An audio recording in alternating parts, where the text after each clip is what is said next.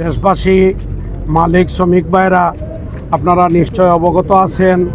আমরা ৬ দফা দাবি নিয়ে আজকে একটি কর্মবিরতি ঘোষণা দিয়েছিলাম। বর্তমান কর্মবিরতি আমাদের চলমান। তাই আমাদের কেন্দ্রীয় বাংলাদেশ সড়ক মালিক সমিতি এবং বাংলাদেশ সড়ক পরিবহন শ্রমিক ফেডারেশন এর সুপারিশ এবং সিলেটের বিভিন্ন রাজনৈতিক নেতৃবৃন্দর সুপারিশ, প্রশাসনের মেট্রো কমিশনার মহোদয়, সাউথ ডিসি মহোদয় এবং ওসি মহোদয়কে পাঠিয়েছেন। আমাদের বিভাগীয় কমিশনার মহোদয়ের সাথে ৩টার সময় বসার সিদ্ধান্ত হয়েছে। তাই পরীক্ষার্থী সহ বিভিন্ন বিদেশ যাত্রী বা যাত্রীদের সুবিধার্থে আমরা আপাতত আমাদের কর্মবিরতি স্থগিত ঘোষণা করলাম। পরবর্তীতে আমরা বসার পরে সিদ্ধান্ত কী আসবে আবারও পরে আপনারা জানবেন।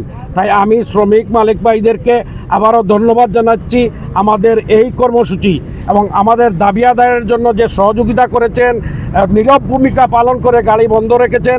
তাই আবারও আমাদেরকে যদি প্রয়োজন হয় সহযোগিতা করবেন।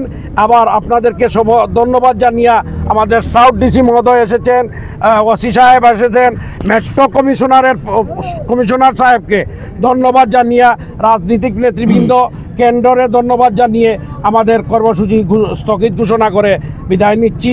ভালো থাকেন, সুস্থ থাকেন। আমাদের পরবর্তী সিদ্ধান্ত আমরা ৩টার পর সবার পরে আবার জানিয়ে দিব আপনাদেরকে। তো এই মুহূর্তে সাউথ ডিসি মহোদয় কিছু আজকে আপনারা জানেন এই যে আমাদের পরিবহন সেক্টরের সকল নেতৃবৃন্দ এখানে আছেন। আমি তাদের কাছে অনুরোধ জানিয়েছি, যেহেতু আপনারা জানেন পরীক্ষা এসএসসি পরীক্ষা চলমান, আর যেহেতু সিলেট পর্যটন নগরী, এখানে প্রচুর পর্যটন এসে কিন্তু আটকে পড়ে গেছে, ওনারা যেতে পারছেন না বাসে, এবং ওনারা আমাদের অনুরোধ সাড়া দিয়েছেন এবং ওনারা এই মাত্র ঘোষণা করলেন যে ওনারা এই ধর্মঘট স্থগিত ঘোষণা করেছেন। এই জন্য ওনাদের সকলকে আমি আন্তরিক ধন্যবাদ জানাতে চাই এবং আশা রাখি যে ওনারা যেভাবে আমাদের ডাকে সাড়া দিয়েছেন এবং সামনে ওনাদের যে আন্দোলন বা হবে, ওনারা যাতে শান্তিপূর্ণভাবে সকলের সুবিধা অসুবিধা চিন্তা করে যেন এই কর্মসূচিগুলো ঘোষণা করেন।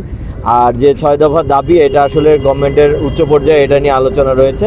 আশা রাখি গভর্নমেন্ট এই ব্যাপারে খুব দ্রুত একটা সিদ্ধান্ত নেবেন।